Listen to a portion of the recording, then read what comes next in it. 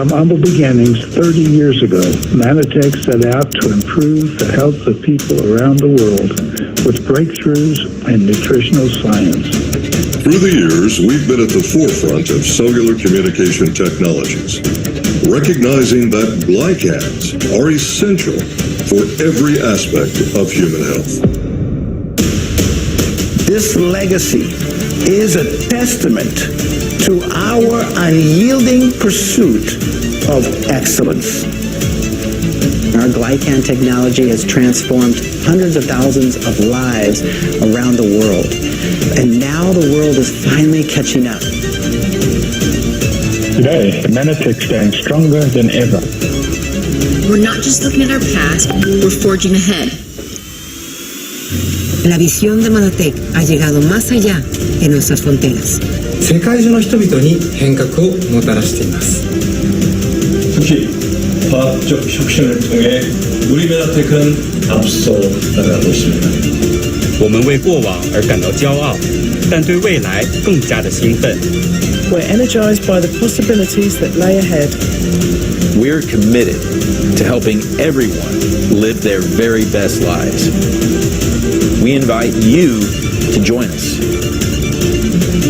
Be part of the Manatech story. Be part of our future.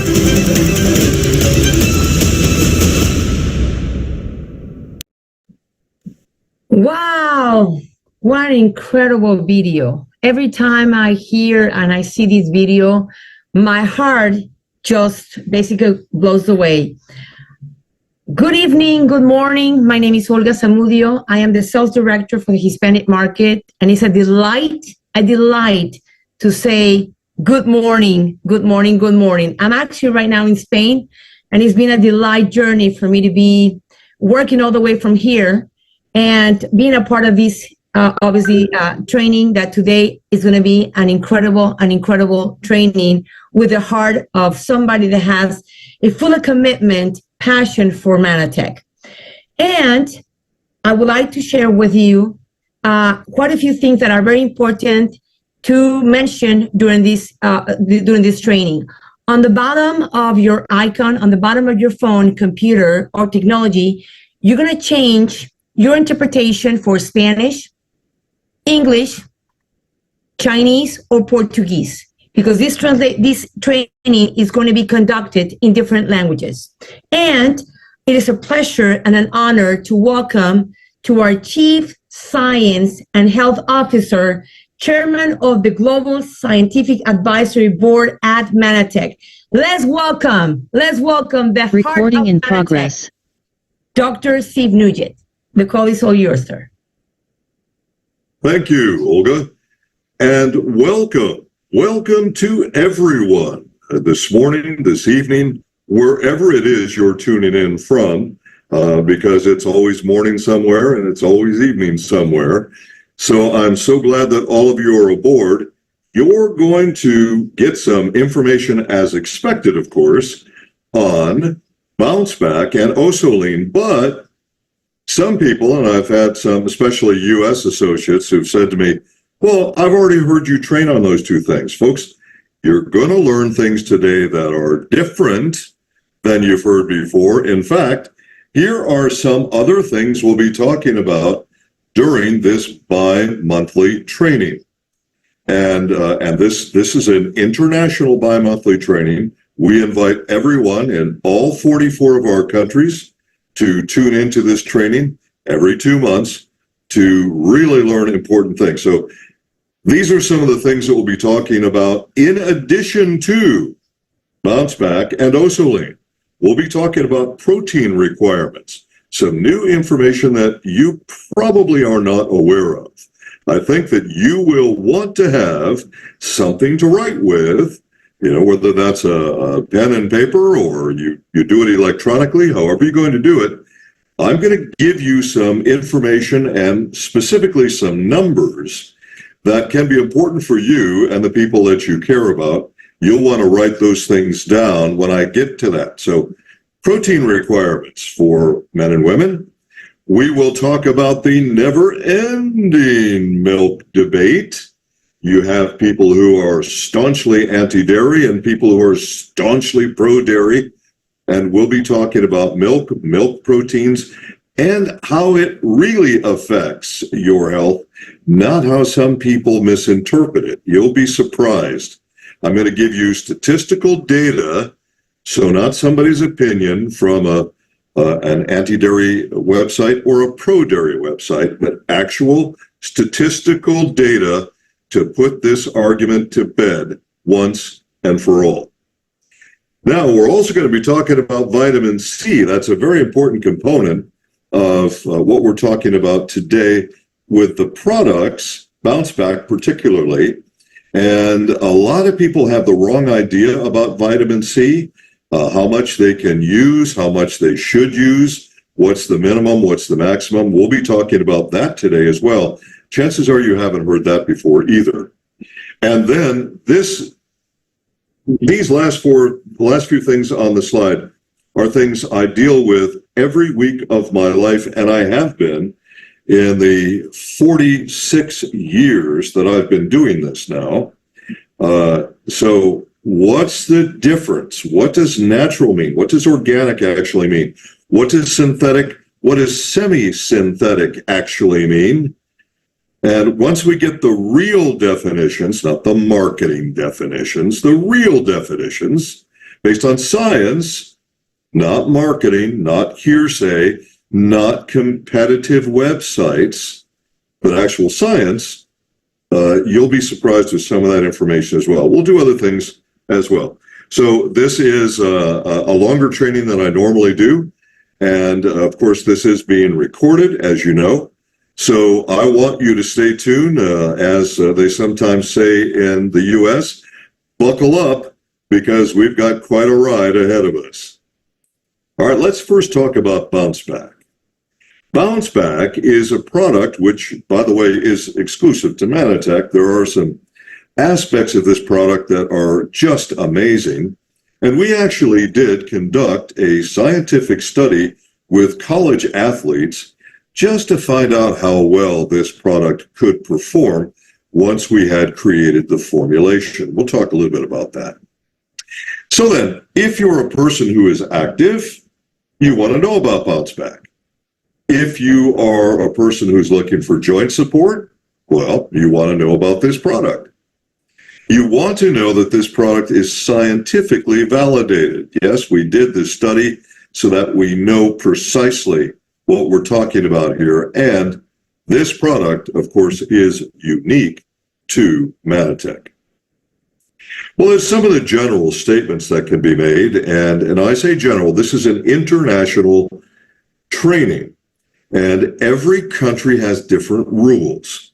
Now, generally speaking, the rules are most strict in the U.S. So what we've done is made this to meet U.S. specifications for the rules. Now, some things are permitted to say in other countries that you can't say in the United States. And so I'm not going to say those things, because we also have U.S. people tuned into this, and we have to be mindful of U.S. regulations.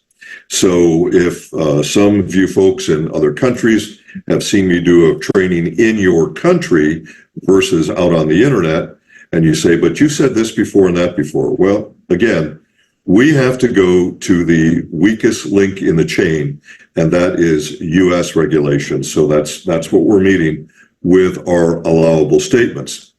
So here are statements which are allowed for this product in the United States. Again, every country is different. All the rules are different.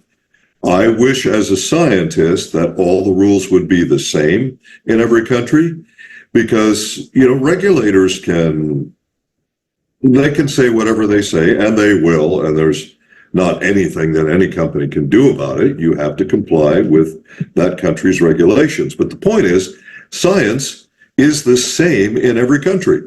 Science does not change when you cross a border. And as a scientist, that always troubles me. But anyway, here's what we'll be doing. So if you want to support your body in its ability to recover from engaging in an active lifestyle, and maybe a different way to say that, you're pushing your body more than the average person does. You're using your muscles perhaps more than the average person does. And you want to be able to recover from that activity as quickly and as efficiently as possible. Also, your joints, if you want to support healthy cartilage, and that is key to healthy joints, then some of the ingredients in this product would be key to helping you in that direction. And of course, there is also antioxidant support provided in this product as well. So Bounceback was initially designed, and still it is meant to be used, by people who basically are over 40 years of age, men and women. And yes, younger people can certainly use the product, no question about that. And if you are under 40, but you're really pushing your body to a lot of, a good deal more than the average physical activity, then you will want to look at Bounceback as a product to help you recover. Why is it important to recover quickly? Well, the bottom line here really is the more quickly you recover, the better you can get into that next phase of your physical activity. So this helps you with energy expenditure as well, and it can help you be more active and feel better while you're being more active. Some of you probably have experienced this before, and we are talking about the 40 and over crowd primarily, but it can be younger as well. In fact, let me give you an example for everybody. Some of you know that many decades ago, I served as a U.S. Marine, and the U.S. Marine Corps is a very physically demanding military service. And each of the military services has its own purpose, its own mission, and the amount of physical stress and physical fitness that's required depends on the mission of that service. Well, a Marine's mission is pretty close to as tough as you can get. And, there may be a few tougher here and there, but the physical requirements are extraordinary.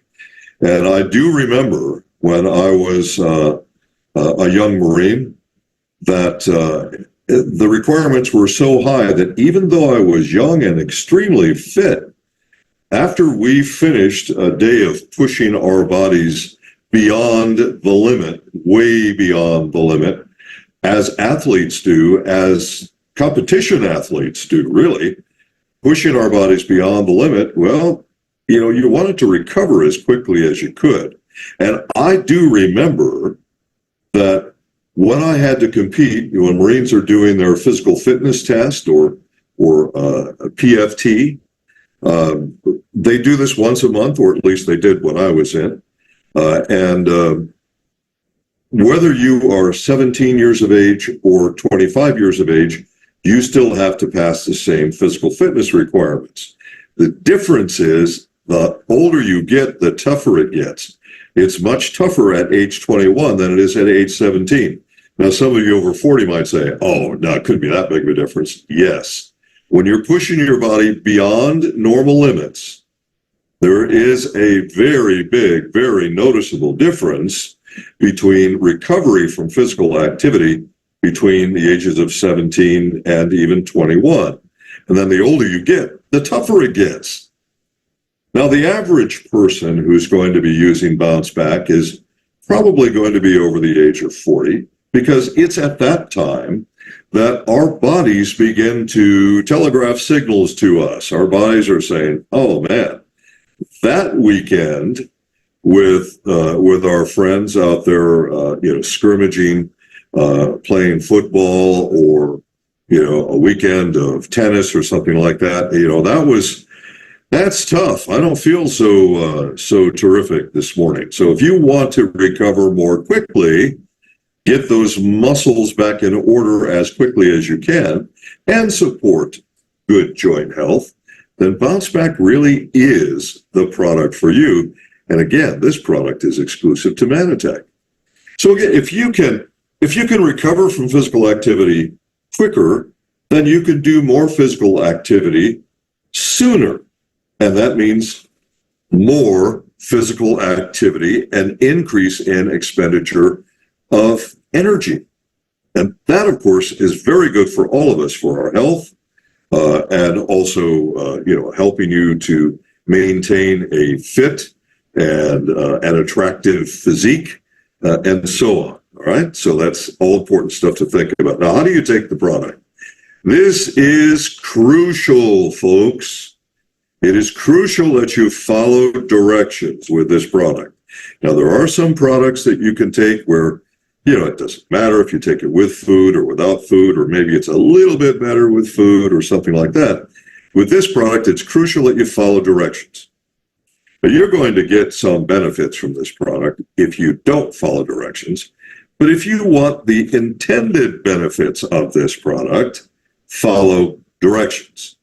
And the directions on every label in the world, except Canada, I'll cover Canada in a second, says to take 2 capsules once daily with 8 ounces of water on an empty stomach. Now that means at least 45 minutes before you eat, or at least 2 hours after you eat.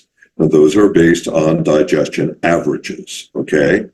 Now, for a lot of people in modern society, in fact, I've talked to some people who told me, I never have 2 hours where my stomach is empty. And I think, well, that is a problem. I mean, it's a problem on a lot of ways, not just a problem in taking this product. Now, the Canadian label is 100% wrong. Now, there's nothing I can do about this. We have to follow the rules in every country. And for reasons that I do not understand, the Canadian government required us to put on the label that you must take this product with food. If you take this product with food, you will not, repeat, NOT, not derive the intended benefits from this product. So follow the regulations, follow the label instructions from every country in the world except Canada, even if you're Canadian, because I want you to have a benefit. I remember early on when we launched this product in Canada, I had Canadians tell me, how come the US product works but the Canadian one doesn't? Well, the product is exactly identical. It's the same, but the label directions are different. And that's the problem. You see, there are enzymes in this product that if there's food in your stomach, particularly protein food, the enzymes will work on that food and they will never get into your system. For this product to work, you need the enzymes systemically, not for digestion. If this was a digestive enzyme product, I would say, yeah, take it with food. But it's not a digestive enzyme product. These enzymes are meant to go through your stomach and into your system. That's referred to as systemic enzymes, okay? Now, the peak function, according to our studies, the peak function on this product is somewhere between 4 and 6 weeks at the outside. Now, that doesn't mean it stops working at that point. So I've gotten emails on that as well.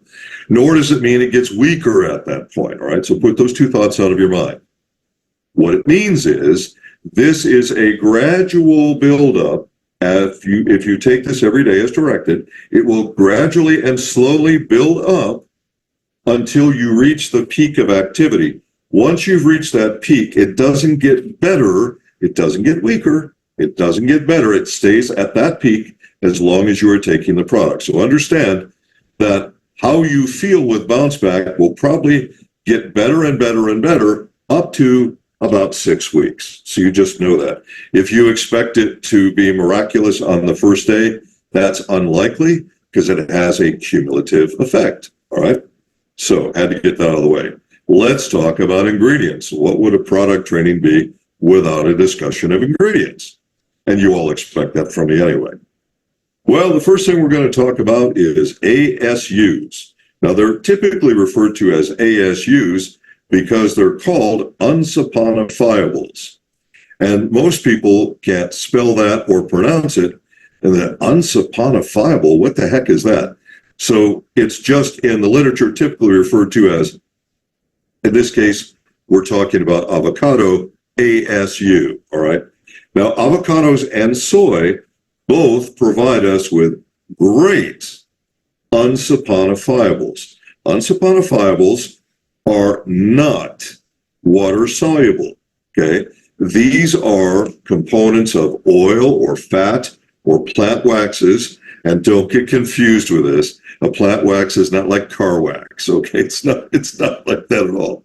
So it's just a term that's used, all right? So oils, fats, and plant waxes, not soluble in water. Now that's a key thing.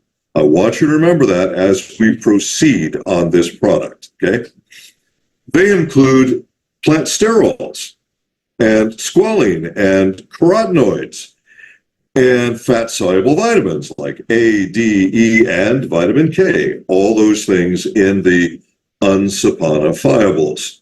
And again, avocado and soy are both fantastic sources for the unsaponifiables for us. So soybean unsaponifiable has an additional benefit. It contains something called beta-sitosterol. That's usually mispronounced by basically everybody, and I hear them calling it beta-sitosterol. It's beta-sitosterol, in case you care. I do care because I'm a public speaker. I want to do it right. So beta-sitosterol is a pretty amazing, it's really an amazing thing. What it does is it really supports the health of the prostate gland. Now, that is not a claim on this product, and because we haven't put sufficient levels in that to make it a, quote, prostate support product. So that's not a claim on this product. I simply want you to understand, because you're looking at a word and you're thinking, what does this word mean to me? Why do I care? Why is it in the formula at all? Well, the unsaponifiables are going to help us with a lot of things that are related to muscle recovery. But additional benefit with beta-sitosterol is for men. I'll tell you what, it's an amazing thing for men. And our product, which is called Plus, man, that product is just outstanding for men and women. And of course, it does contain beta-sitosterol as well. So also in this, from the soybean oil, you have stigmasterol and campesterol. These two things, and you can look them up on the internet, and I mean, everyone does these days. Every time I speak, everybody goes to the internet. Don't go there now, right? Pay attention to this lecture, and then you can go look later, all right? But so those are two plant sterols, which have a lot of amazing benefits as well. And so the beta-sitosterol, so that's a phytosterol, which is abbreviated in most literature simply as PS, phytosterol. And that makes it easier, all right? Phyto, by the way, is derived from an ancient Greek word, which means plant. So you will see phyto whenever scientists are talking about nutrients which are specific to a plant, it'll be a phytonutrient or a phytosterol, something like that. Now, PSs are fats that are available in plants. Yes, there are fats in plants. And you'll find these in various plant oils, nuts, seeds, and you know, a lot of people don't eat a lot of nuts and seeds. And when it comes to oils, I wish that I could get people to use more nutritional oil every day. It's so, so important. Usually what people are getting a whole lot of is vegetable oil, which is extremely high in omega-6, but it's not providing you with other important nutrients that you need, like the omega-3s and omega-9. I personally add at least a tablespoon to my diet every day of olive oil because it gives me omega-9. And omega-9 is very, very important to your health, extremely important. So But that you can do simply by getting some extra virgin olive oil. And typically I'll do that at dinner, and I will add a tablespoon, sometimes 2 tablespoons of olive oil to my salad, which, makes it nice. There's a nice taste there as well, but it's really, really good for your health. So plant oils are very, very important for you, and you may not be aware how important they are. Perhaps we'll do a different training specifically on that at another time. Epidemiological studies are showing us that phytosterols are really important for achieving optimal health, and of course that is our goal. Our tagline at Manatech is live your best life. We want you to live your best life. And that obviously means your best health as well. Pretty hard to live your best life if you're not healthy. So then, still on to beta-sitosterol and PSs in general. In the Western world, the average person in the Western country only gets about 78 milligrams on average per day. In East Asian countries, by the way, it's up to 400 milligrams, the highest level being among the Japanese. But East Asian countries have a lot more of the phytosterols in their daily diet, but of course they eat differently than people do in the West. So just be aware that if you're in any of the so-called Western countries, that you need to be thinking about getting more PS in your diet, phytosterol in your diet. Another thing that we add to this product is bromelain. Now, bromelain is an enzyme that's extracted from the stem of pineapples. And this is an enzyme that breaks down proteins pretty nicely, really helps you to digest proteins very nicely.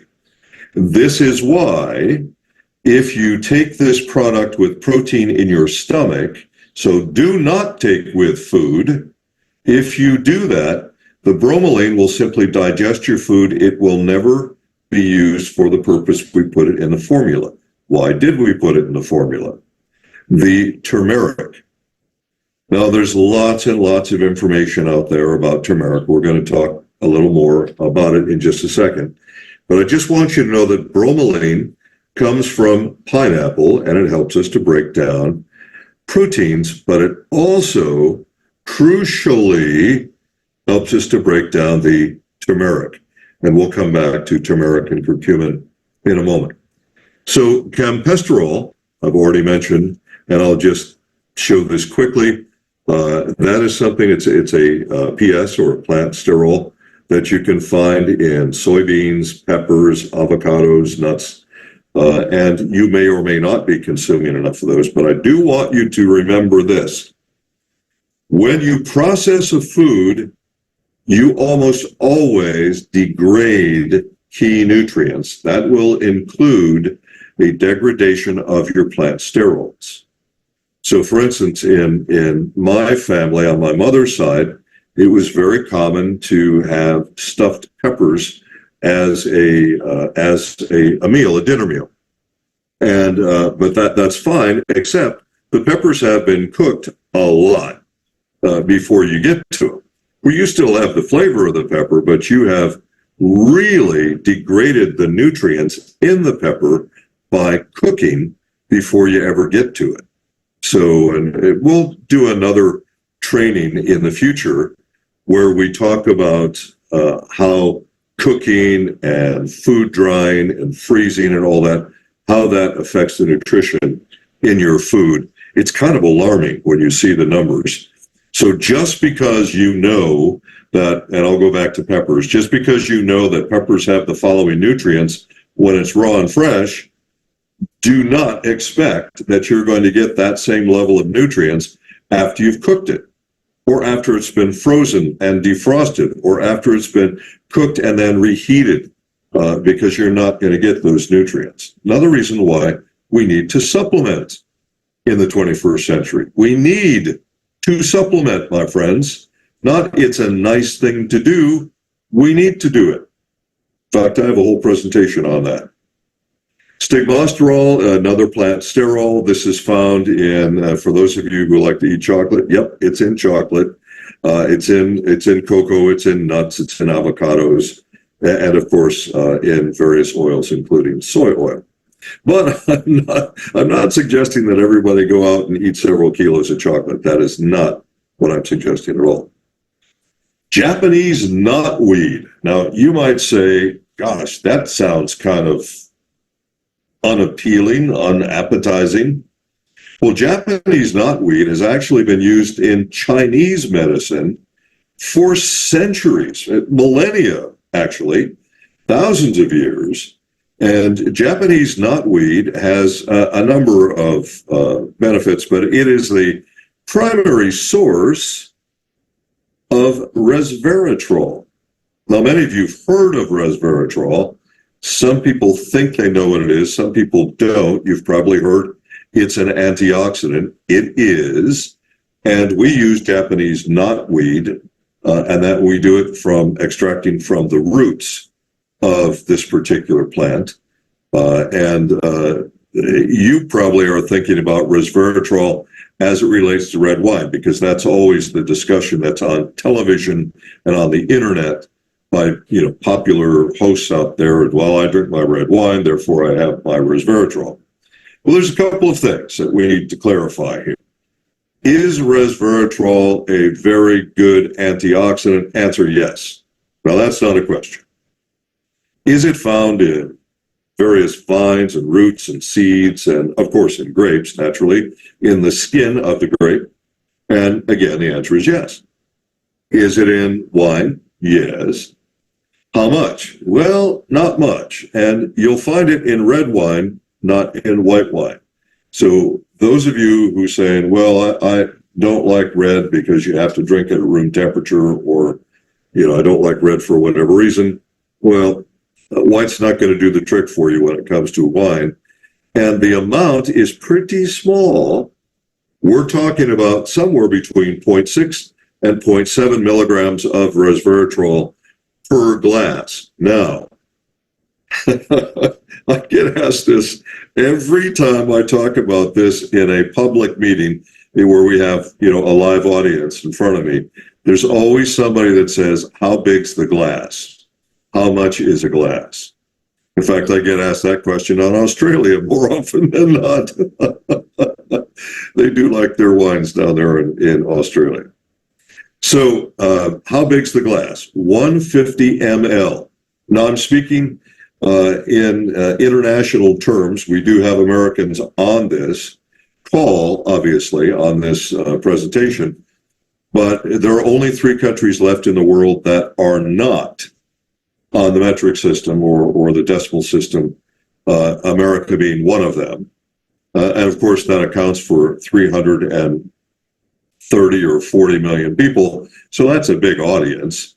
So how much is 150 milliliters? It's a little more than 5 U.S. ounces, a little more than 5 U.S. liquid ounces, somewhere in that neighborhood. So just so you know, when I say a glass of wine, I'm talking about a very small serving. Now, somebody's going to say, how much wine can I drink? Well, you have to use your head about this, right? The average adult male can tolerate, and I use the word tolerate on purpose because I'm not encouraging the consumption of alcohol, but I am a realist. And I know people are going to do it no matter what I say.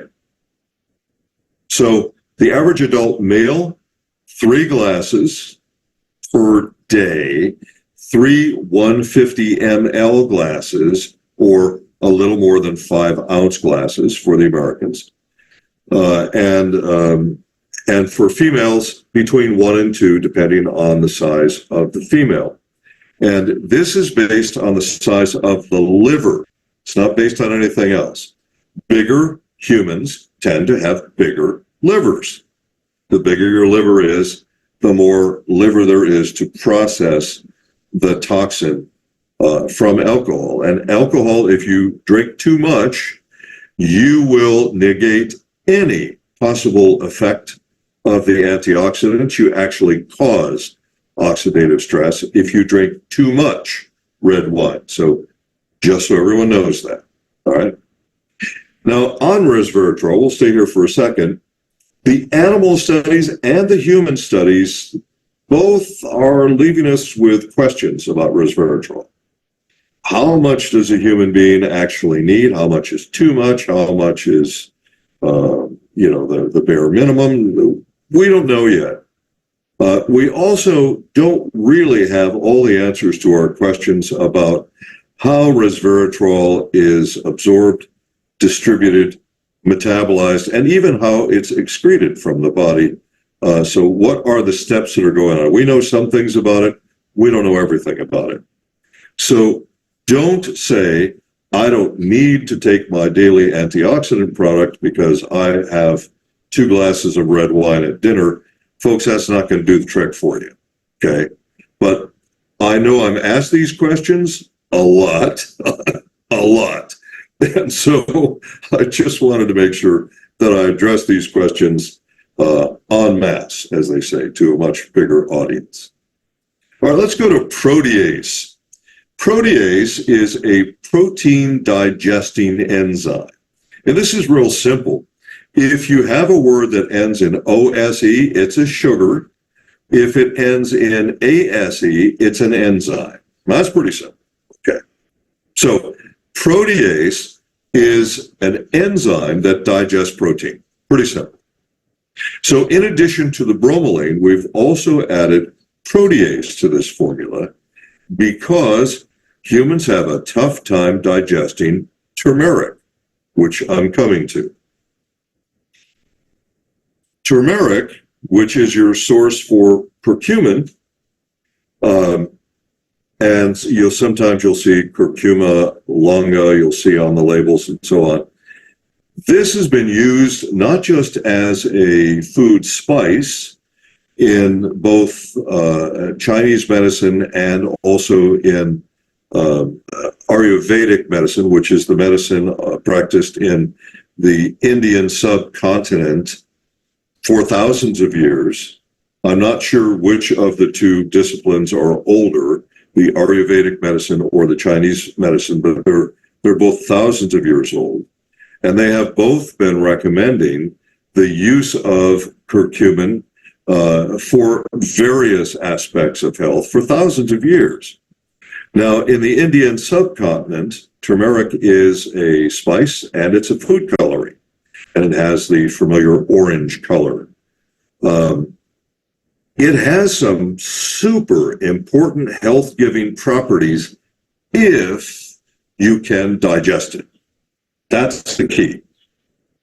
And the fact is, according to the studies that exist at this time, they tell us that turmeric is very difficult for humans to absorb. Now, if you eat something, but you don't digest it and absorb it, it didn't give you any value, did it? And that's why I'm always telling people, make sure you take your digestive enzymes before you eat. Because you want to maximize the nutrition from whatever you eat.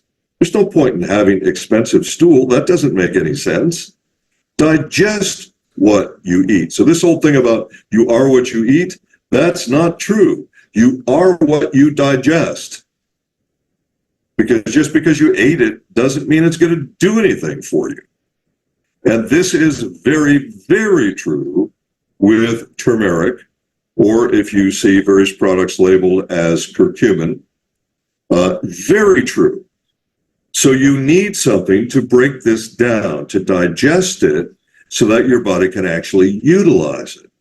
Every once in a while, I'll have an associate come to me and say, well, I found this turmeric product, that it's got more turmeric in the capsule than ours does, so it must be better, right?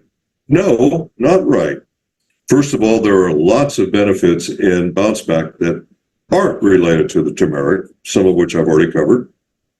And the other issue is if you can't digest the turmeric, it's pointless. It's nothing more than food coloring. So it's important that you take this product on an empty stomach so that the protease and the bromelain can do their job for you and break down the turmeric. All right.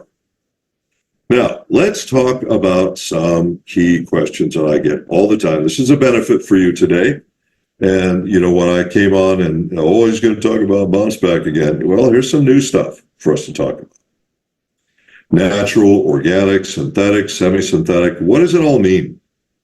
What does it actually mean? I don't mean what do marketing websites tell you it means. I mean, what does it really mean? Is natural always good? Answer, no. Is organic always good? Answer, no. Oops. Uh-oh. Is synthetic always bad? Answer, no. And what the heck is semi-synthetic? And some of you are thinking, Dr. Nugent, you never told me about this before. Well, you're learning about it today if I haven't told you before. So let's start with natural. There are things on this planet which are natural to planet Earth, which are not healthy. In fact, there are things on this planet that are natural that are toxic. So just the assumption that it's natural means it's better is not true scientifically. How about organic? Well, the marketing definition of organic and the scientific definition are not the same. And now we have government agencies within the United States where you have 50 U.S. states, and each state makes up their own rules, which is part of the U.S. Constitution for each state to make its own rules. Most countries, the federal government makes all the rules for all the states. Not every country does that, but most countries. And with this in mind, you will have various regulators who have, well, let's say, been influenced, that's a nice way to say it, by industry to say what industry wants them to say. So what does organic really mean? Well, organic means something that is alive or once was alive. Oh, well, maybe that changes a definition. Of course, it does change the definition. The marketing definition is, and many government regulators in different regions will say, it means that you worked hard to avoid putting pesticide or toxic chemicals on your produce. And then you extrapolate from that, not a fact, but you extrapolate from that, that means that organic is always healthier. Well, it's simply not true. What organic means is something that is alive or ever was alive, or you can also say something that contains carbon molecules. Now, in live lectures over the course of the last approximately 30 years for Manitech, I have always pointed to my boots as being organic by definition, which they are, because the uppers are made of leather, which comes from a living organism, and the soles are made of leather, it comes from a living organism, and the heels are made of wood, which comes from a living organism. So in fact, my boots are organic, but eating my boots is a bad idea. It's not really nutritious, not a healthy thing to do. Hopefully everyone sees what I'm saying here. So does organic always mean it's better? Not scientifically. Now, I know the general public has been sucked into the marketing end of this because so-called organic farmers, they want you to believe that their produce is superior to everyone else's. Now, I want to say to you as a personal opinion, this is not, a scientific study, but from my personal opinion, I believe that organically farmed produce is healthier, and I recommend that people do it wherever they can. I do it wherever I can. But being objective, talking about the pure science of it all, organic doesn't mean what marketing people tell you it means. Anything that contains carbon molecules is organic. And a lot of that stuff is not healthy and you don't want to eat it. Well then, how about synthetic? Well, everybody knows that all synthetics are bad. They're all going to kill you, right? No, sorry. That's not the way it works. Now, synthetic chemistry, which started around 1930, synthetic chemistry has produced a lot of very toxic, nasty, even deadly chemicals. There's no question about that. I talk about it frequently. I wrote about it in a book. It's very troubling for me. But synthetic chemists have also learned how to move molecules around to do better things for your health, not just better things for industry. We're going to talk about that in a moment. Now, also, there's something called semi-synthetic. What the heck is that? All right. If I take two things which are natural, but those two things do not occur naturally together in the same organism, then the act of combining those two natural things together has now created a semi-synthetic. Why? Because as a human scientist, I have interfered with nature by taking two natural things and combining them that don't appear together naturally. Hopefully that makes sense. I know we're going through translation. I hope this makes sense to everybody. So is a semi-synthetic bad? No, most of the time a semi-synthetic is good, and most of the time semi-synthetics are things that you are currently consuming and you don't even know it because you probably never heard the word before. Well, again, I told you would learn new things in this talk today, and you are, in fact, learning new things today. All right? So, is there a time for synthetics? Well, synthetics are not always bad, and I know the marketing. And the marketing is synthetics, always bad, natural, always good. Well, that's not true. Scientifically, it's just not true. So if you make a marketing statement like that, it is not a marketing statement you can defend in court or in a court of scientific inquiry because it's not true. Okay? So let's talk about truth. Now, I don't mean your truth or my truth. I mean scientific. So things you can prove and you can duplicate, right? That's science. So then, is it possible that a synthetic might actually be good for you? Well, let's talk about vitamin C. Now, I know the popular thing to say is any word that ends in ATE is bad for you. Well, again, I'm sorry, friends, but that's not true. Scientifically, it's just not true. Now, people love catchy stuff like that, especially when you're marketing and you're doing sales. You want those quick, simple, easy marketing statements because it makes your sale easier, right? You don't have to educate anybody. You know what, folks? Use the videos I make. Let me educate people for you. So you don't have to do it. I'll do it for you. But you have to use these videos in order to get that done. That's why I make these things.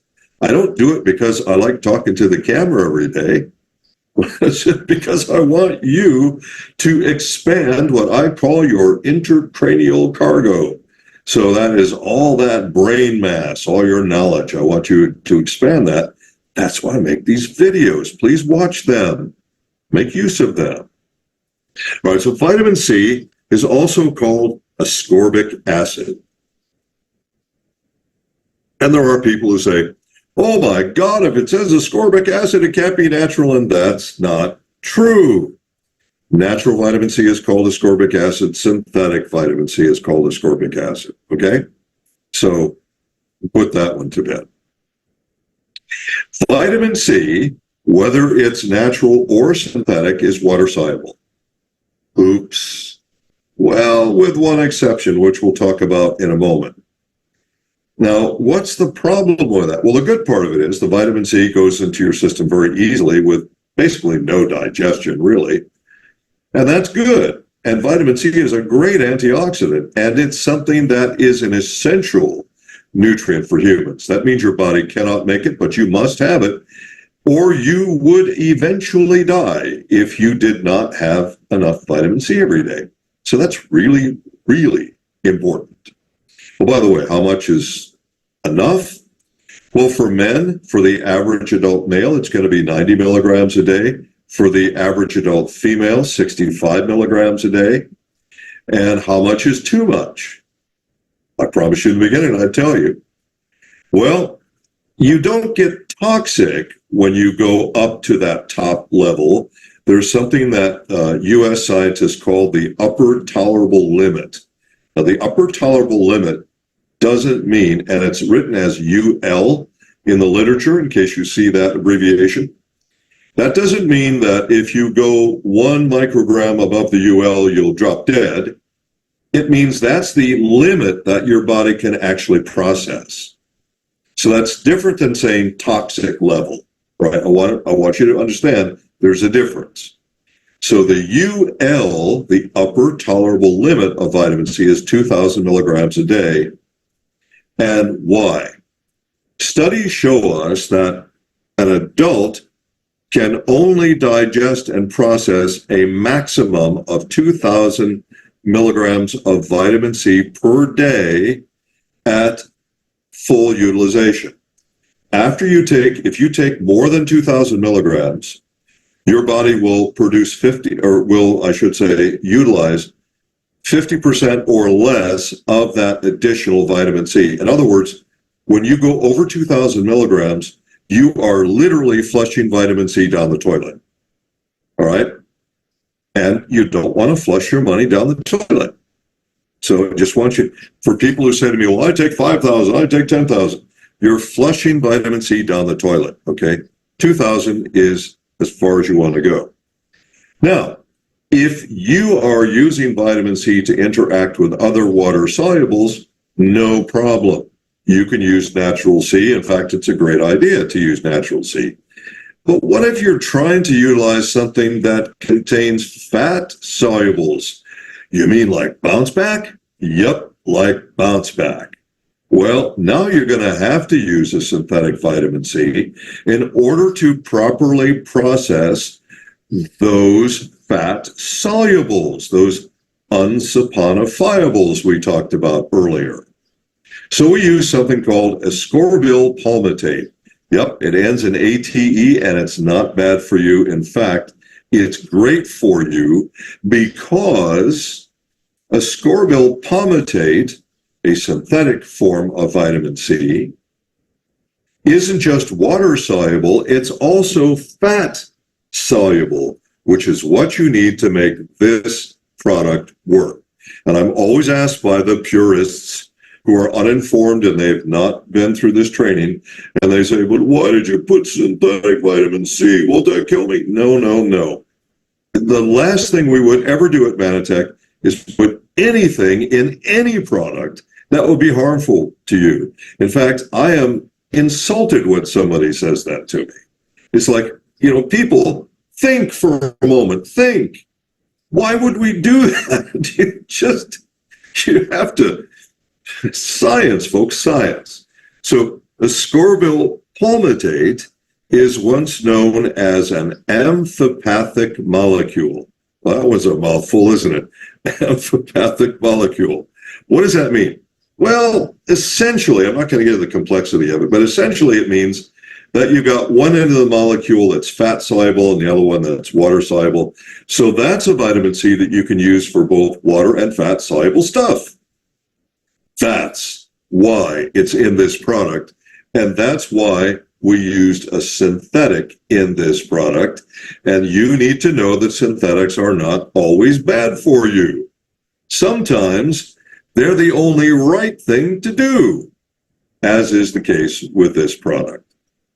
So then the ascorbyl palmitate molecule is amphipathic. It's safe. It has a structure specifically to help us with oil-based activities and water-based activities. That's why it's there, folks. That's why it does the job it does. So then, I don't think we need to continue too much more on that. I would love it. It would make my life so much simpler if everything fit into one clean, neat little story, one clean, neat little box, and every statement could be an absolute. So it's always this and it's never that, folks. Science doesn't work like that. That is just not science. Sometimes it's this, sometimes it's that. It depends on the data. It depends on the science. It depends on the findings. I'd love to have it both ways, but the way I want it most is that you have the best function of your product or optimal efficacy. That's what I want for you. And that's why ascorbyl palmitate, yes, a synthetic vitamin C, is in that product. So then, kind of summarizing on this, you want to help yourself if you need to recover from engaging in very active lifestyle activities, or, and again, this is primarily for people over 40, and the older you get, the more you'll enjoy this product. Trust me on that, because I am older. I've been around for a while, and I have been far more physically active than the average human being in my life. I mean, just in the U.S. population, fewer than 1% of U.S. citizens have served as U.S. Marines. Fewer than 1%. So, I can talk to you as part of the few and the proud for sure, with that in mind. So the idea here is, I've been there. I know this product works, and the older you are, probably the more you're going to enjoy this product.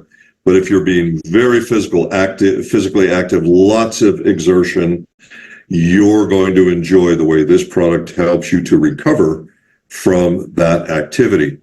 And of course, providing you with joint and cartilage support that we all need at every age. But the older you get, the more you need it.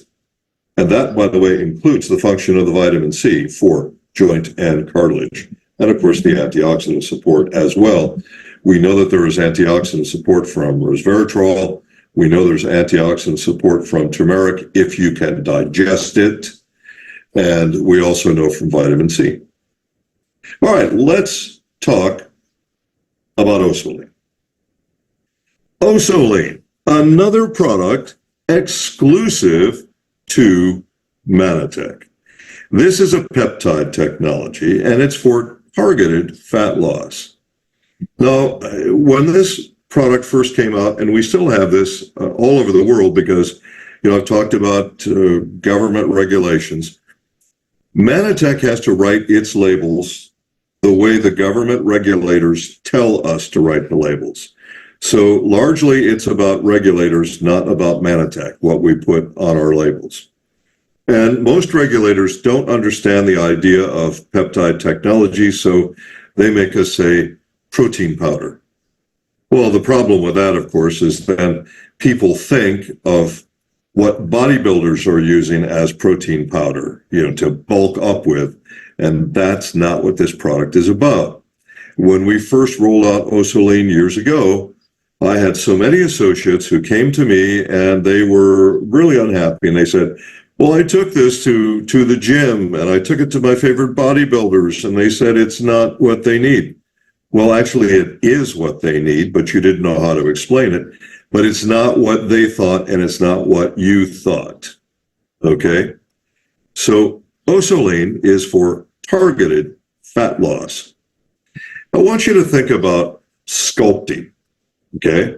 So if you take a block of granite and you sculpt it into a beautiful statue, that's kind of what we've done with Osolean. You see, we've taken the basic whey protein and sculpted out what we needed to help you with targeted fat loss. This, of course, is going to make things a lot different for you. And with this in mind, looking at this as a whey protein, but that whey protein is providing you with specific peptide technology. So how do we do this?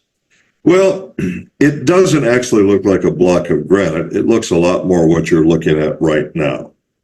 And that is what we start with. Now, we're going to use enzymes, so no kinds of chemicals, just proteolytic enzymes. What is a proteolytic? A proteolytic enzyme is an enzyme that helps you to digest protein. Okay? You might want to think of peptides. Let's do it this way. Everyone knows what a pearl necklace is. Everyone's seen one before, okay? And some of you own pearl necklaces. Imagine that the pearl necklace is the protein. Now imagine that each individual pearl on the necklace is a peptide, which is part of the protein. So that's your peptide fraction of the total protein. All right? So the necklace is the protein. Each bead, each pearl is the peptide. So what we want to do is use science to identify the peptides that we need for targeted fat loss. Now you notice I'm saying fat loss. I'm not saying weight loss, fat loss. Because if you do the right thing for your health, you will be either retaining or increasing your muscle mass, depending on your activities and your diet, but you will not be increasing your fat mass. So you'll be losing the fat mass. You should be either retaining or optimally even increasing your muscle mass, again, with the right diet and activity. Now, there's also a lot of calcium in this, and that's good. It also is potentially not good if you don't know what you're doing. In order to use calcium, you have to have sufficient magnesium and vitamin D. According to the most recent studies, what we are seeing is that nearly 50% of the U.S. population, and I don't have this for every country to talk to you about right now, but I'll just use the U.S. as an example. Nearly 50% of the U.S. population is deficient in magnesium. Now, if you don't have enough magnesium, you can't break down the calcium. And if you're taking in more calcium without enough magnesium, well, that's a potential problem. Now, you can have a problem with calcium deposits, calcification, calcium-based stones, kidney stones, that kind of thing. So what you want to do is you make sure you have enough magnesium. Now, in our product called Catalyst, we have deliberately raised the magnesium and deliberately lowered the calcium. Why? The majority of people in the modern world, according to the recent studies, are getting either enough calcium or too much calcium in their daily diet before they even add a supplement. In fact, it's one of those few categories where I wouldn't say pretty much universally, yeah, you need to supplement. Almost everybody needs to supplement vitamin B complex these days. Almost everybody that I've encountered needs extra vitamin C, and the list goes on. Magnesium, probably.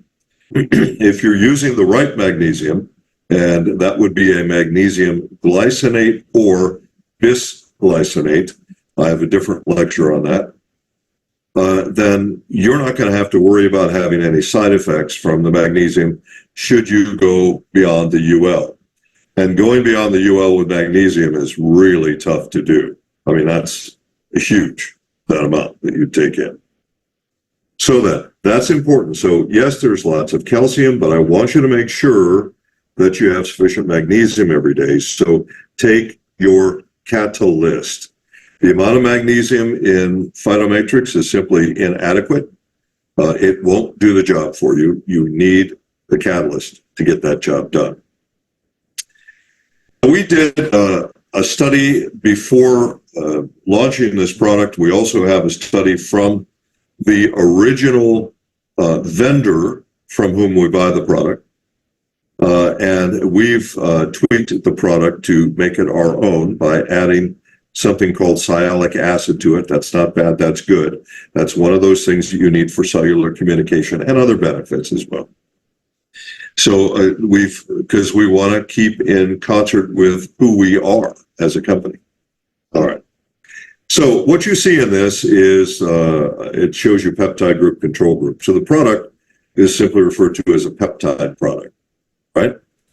Now, what you're looking at is two separate groups that are on exactly the same diet They have exactly the same amount of physical activity required, which this is laughable.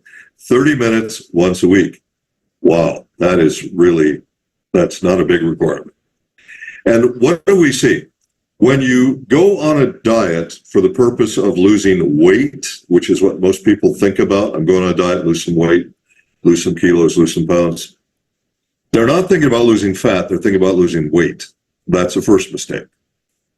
And what they don't know is that if you restrict your calories or your fats or your proteins, if you restrict a food group, your body will begin to grab the nutrients it thinks it needs from existing tissue. Muscle tissue is loaded with nutrition. Meat, it's loaded with nutrition. Fat tissue is not loaded with nutrition. So your body will begin to digest your muscles before it will digest your fat. Will this cause you to lose weight? Yes, because muscle is heavier than fat per centimeter. And I'll show you that in a moment. So when you go on a diet, what normally happens is you're losing muscle and fat. Now, what you see in the control group, it's because of their diet that they put them on, that the control group lost an almost equal amount of muscle and fat. They're all losing approximately the same body weight, but the body weight's irrelevant. They're losing about the same muscle and fat. The peptide group, on the other hand, they lost a lot more fat than muscle. Yes, they lost some muscle because, again, their diet recommendations weren't providing sufficient protein. And I'll talk about sufficient protein in a moment. So then, what you see is that these peptides really do work. They target fat. They help you to utilize fat, to convert fat into energy versus digesting your muscle mass.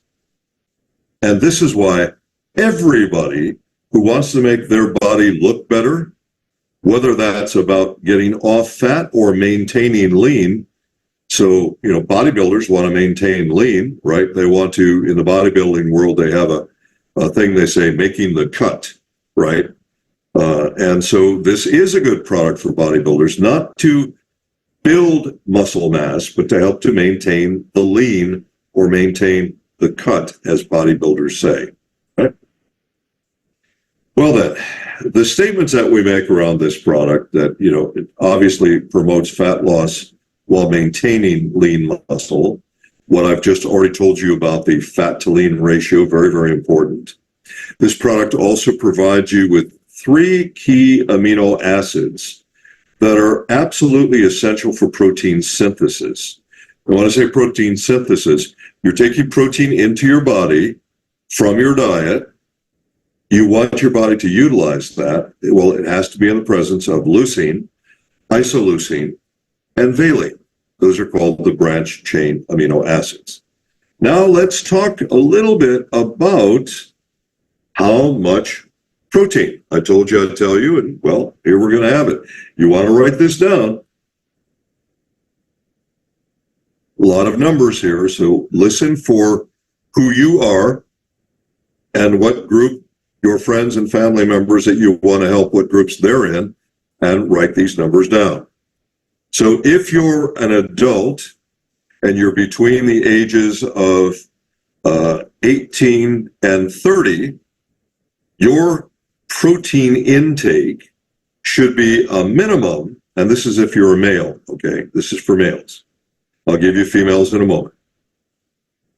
Minimum of anywhere between 0.8 and 0.93 grams of protein per kilogram of body weight. Okay, the majority of people watching this think in kilograms. For the Americans, a kilogram is about 2.24 pounds, US pounds, okay?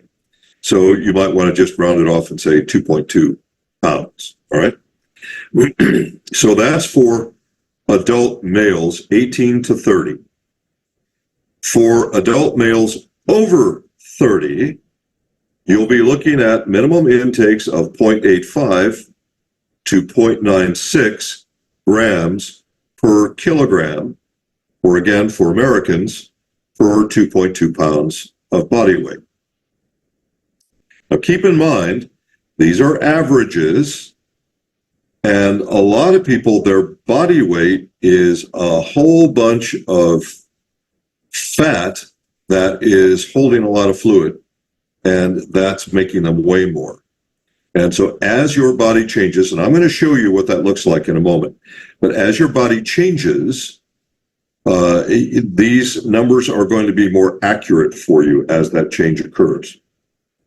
Now, if you're over 65, muscle wasting, which begins to occur, believe it or not, at the age of 28, it becomes, and it's very, very minor at that time, it becomes more obvious around the age of 40, more significant, documentable, if you will. And then the further you go beyond the age of 40, the more rapidly you lose muscle mass as you age. By the time you hit 65, and I know that many people who are on this Zoom call today are above the age of 65. Here's your numbers. For a male, 1.2 up to 2 grams of protein per kilogram of body weight per day. Now, I said up to 2 grams. If you go over 2 grams, you may now have a problem of processing the protein so that the protein becomes excessive and therefore unhealthy. Doing things excessively is almost never healthy, okay? So over 65, 1.2 to 2 grams maximum per kilogram, or 2.2 pounds of your body weight per day.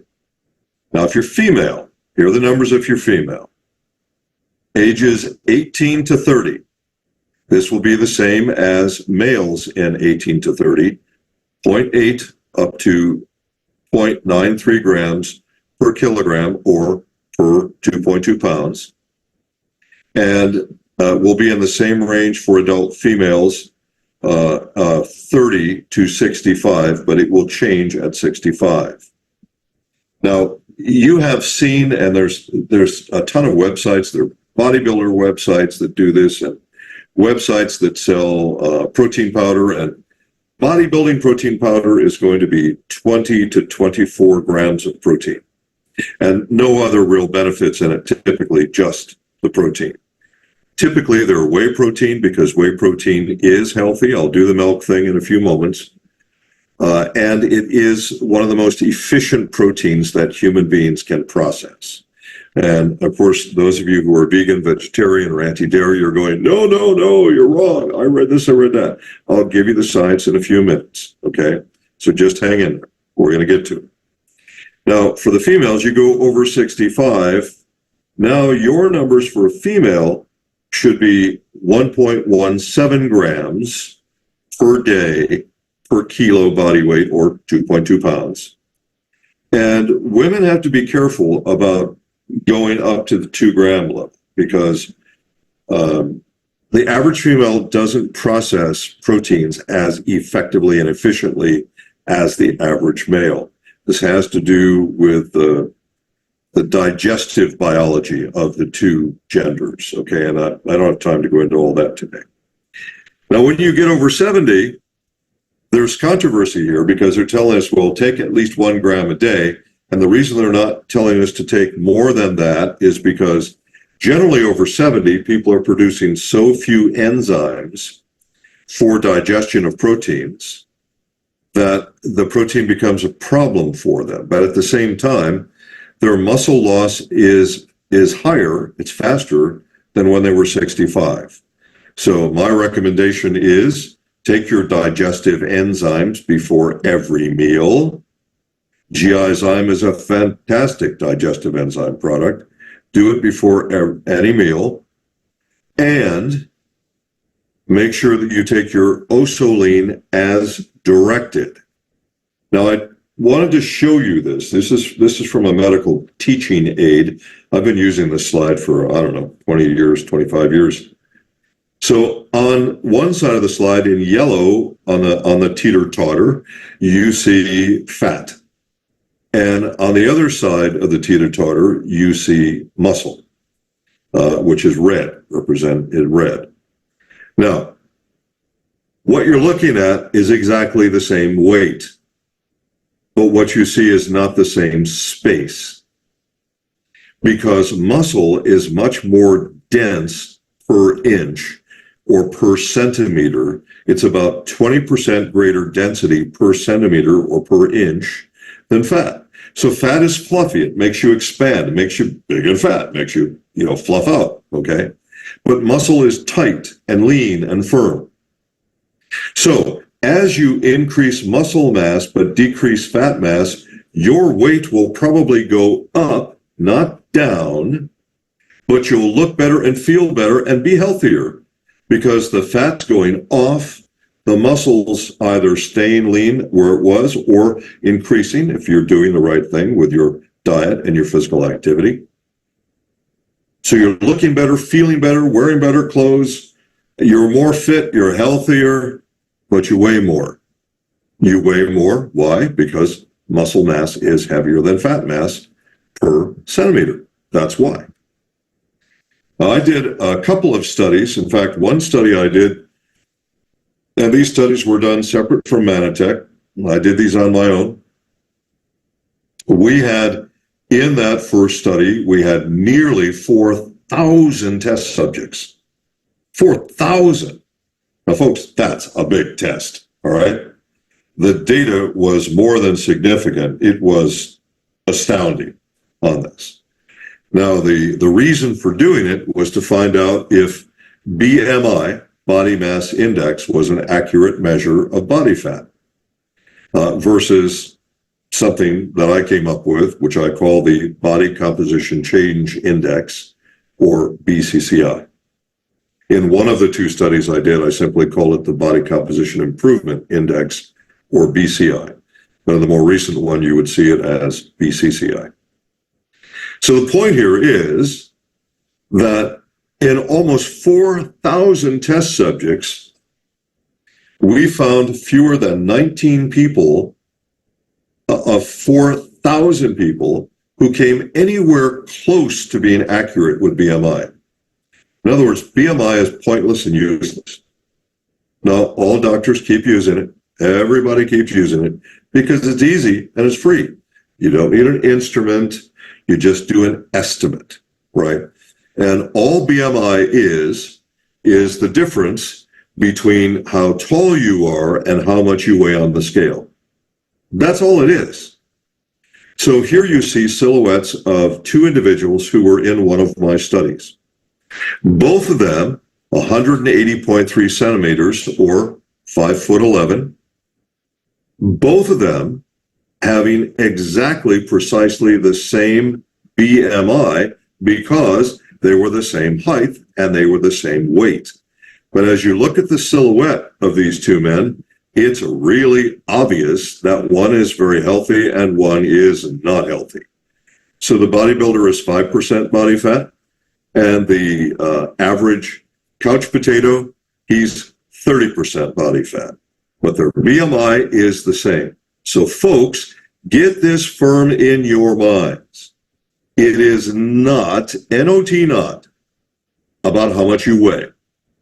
It is not. You do not judge your success on a fat loss program based on how much you weigh. Well, I haven't lost enough pounds. I haven't lost enough kilos. Folks, it's not about weight. This is about your health, and I want you to see this. I think this picture tells the entire story better than anything else possibly can. Now let's get to the final thing before we wrap up, and that is the never-ending controversy about milk allergy versus milk sensitivity. Milk is bad for you, milk is good for you, blah, blah, blah. All right, let's do science, okay? Now, if you're a vegan or a vegetarian, God love you, I will help you in any way I can. But I want you to understand this. Reality, practical reality check here, all right? When I was in practice, I had lots of vegan and vegetarian patients, lots of them. Now, why does somebody go to see a healthcare practitioner? Usually not for preventive health measures. Usually it's because they're not well. They would come in, they'd be very fatigued, they didn't feel well, they didn't have enough energy, blah, blah, blah. Even many of them who were doing a pretty darn good job with their diets, because you have to do extraordinary things in your diet when you are a vegan or a vegetarian. Extraordinary. And so, you know, lots of B12 shots, lots of iron shots. I mean, you name it, that we had to do to help keep people healthy. If you choose to be a vegan or a vegetarian, understand, I don't care what your favorite books say, because everybody has books that support their philosophy, or they have a website that supports their philosophy, or they have a favorite guru who supports their philosophy, and they believe in that person almost religiously. And you know what? God bless you. I respect your choices. So if you've made that choice, understand science, not popular or philosophical literature, but science shows us that human beings are omnivores. Omnivore, coming from the Latin, meaning all-inclusive eating, or to eat all. Because humans, our digestive tract and our dentition, our teeth, are designed to eat a wide variety of foods, not just plant foods, all right? Now, once again, you'll do whatever you want to do, and I love you either way. I sincerely do, friends. No negatives from me on that. I want to help you. I want to help everyone. I'm just telling you the science. Now, let's go to the next step then. Now, there are people who use whey as a protein supplement, and it's one of the best protein supplements because human beings really do a nice job digesting this and utilizing it once they have sufficient protease, that's protein digestive enzymes. Again, G-enzyme has got your protein digestive enzymes. G-enzyme also has lactase, which is a lactose digesting enzyme, for those of you who are lactose intolerant.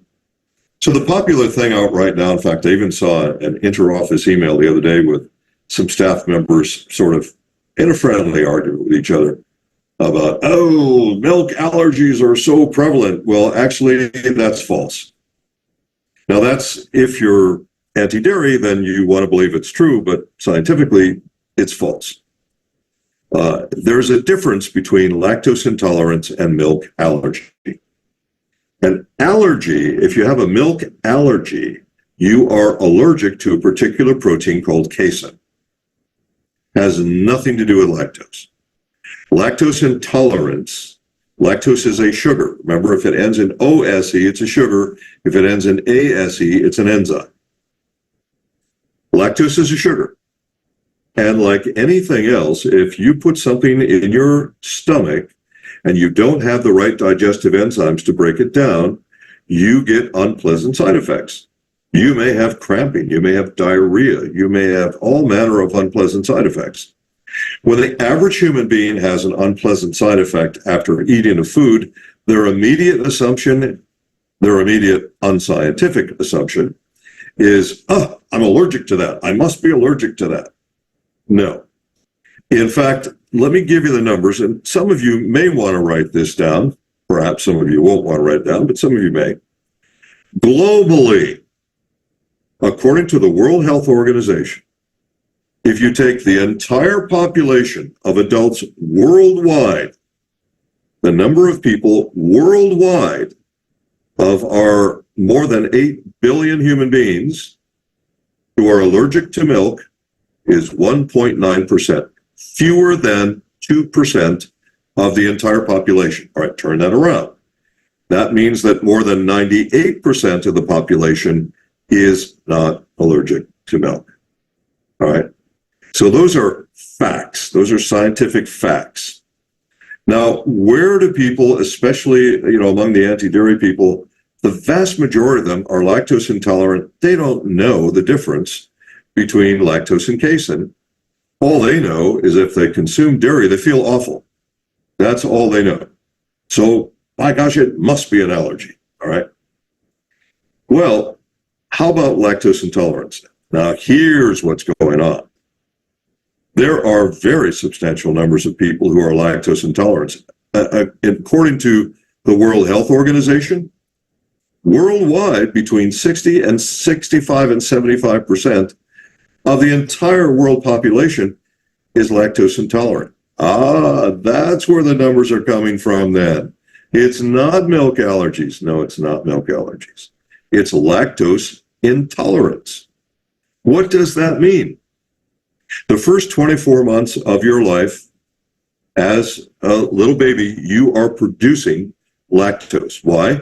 Because humans are designed to breastfeed for the first 24 months of life.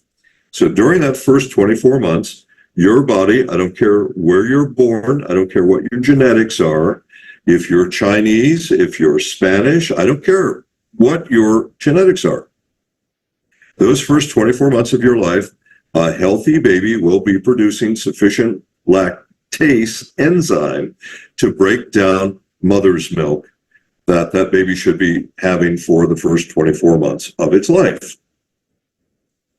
So then, after that first 24 months, if you come from a genetic group which has not historically, remember, human beings can adapt over time. And we see this example so many times in science. It's not rare. We see the examples. We know that humans can adapt. But if you're part of a genetic group that has historically not consumed dairy, let's say Chinese as an example, then lactose intolerance will be a thing, and it'll be serious, and it'll be really, really unpleasant for them after 24 months of age. And the older they get, the worse it gets. How do you solve it? Lactase enzymes. Lactase enzyme before you consume dairy, and then it's not an issue because now your body has what it needs to digest. I'll just give you these numbers really quick. In East Asia, it's about 90% of people in Eastern Asia, so that's not throughout all of Asia, but in Eastern Asia, about 80% of Native Americans, and I'm sure that would be the same for Canadian First Nation people, about 65% of Black Africans, and I say Black Africans because there are many races on the African continent. So about 65% of Black Africans and about 65% of African Americans are also lactose intolerant. And about 50% of Hispanics are also lactose intolerant. Two possibilities. You avoid dairy or you use lactose enzymes and take the dairy. All right, but let's go to the main thing. Now that I've given you the reality, the numbers, the science, let's go to this product. Are there any traces of lactose in Osolean, which is derived from whey, and whey is derived from milk? The answer is yes. How much? Well, per serving, each scoop in the Osolean container is 12.2 milligrams. Of that 12.2 milligrams, 10 milligrams is protein. And of that, you have 0.336 milligrams, just about 1/3 of 1 milligram of lactose per Osolean serving. And how much do you need to have a lactose intolerance problem? Well, according to World Health, you need to take in about 25 milligrams. So 1/3 of 1 milligram is probably not going to cause a problem for anybody. Now, are there exceptions? You know what? In the 46 years I've been doing this, I can tell you there's always an exception, always. And they seem to find me. That's been my professional experience. But 25 milligrams is the level that World Health says you begin to have lactose intolerant symptoms. So cramping, stomach aches, diarrhea, all that stuff. And there's about 1/3 of 1 milligram per serving of Osolean in this product, not a whole bunch. Well, my friends, I want to thank all of you so very, very much. I know this is very long training, but it was 2 products. There was a lot to train on today. I want to thank all of you for tuning into this, and I want to strongly, strongly encourage you to tell your friends, to tell other associates. I am constantly mystified about the number of associates who don't even know that this bi-monthly training is occurring. They don't even know what the content is. They don't know where to find it. In fact, I had people contacting me just this morning before this who didn't seem to know. So tell your friends, get everybody on this call. Let's get huge calls on this. Let's get thousands of people. We're in 44 countries, folks, and this is international. Now, the next bi-monthly training will be August 16th. August 16th, the next bi-monthly training. And again, it will be a product training very similar to this one, where there's a ton of information for you, and it will be recorded as well. Of course, I would like to see you live on that call, please. So I want to thank all of you for tuning in to this. It's been great. And I just, again, want to recommend August 16th. Don't forget.